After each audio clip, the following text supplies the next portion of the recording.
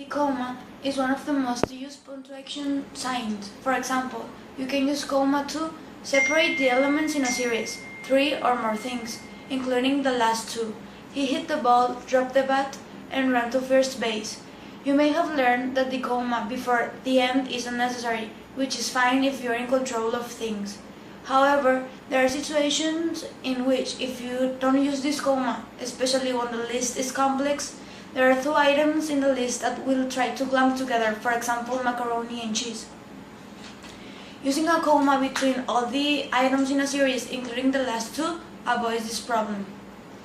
You can use comma to, for example, use it and then add a little conjunction, and, but, for, nor, yet, or, and so, to connect two independent clauses, as in, he hit the ball well, but he ran toward third base. Here the comma is between well and but. Contending that the coordinating conjunction is adequate separation, some writers will leave out the comma in sentences with short, balanced, independent clauses. You can also use a comma to set off introductory elements, as in, running toward third base, he suddenly realized how dumb he looked. Here the comma is between base and he. It is permissible to omit the comma after a brief introductory element if the omission doesn't look, resulting in confusion or hesitating in reading.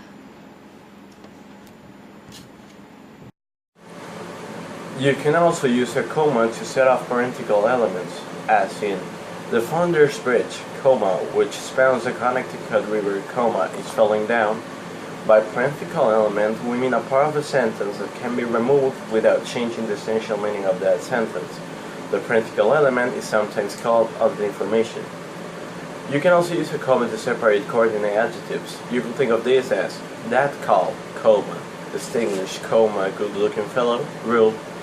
If you can put and or but between the adjectives, a comma will probably belong there.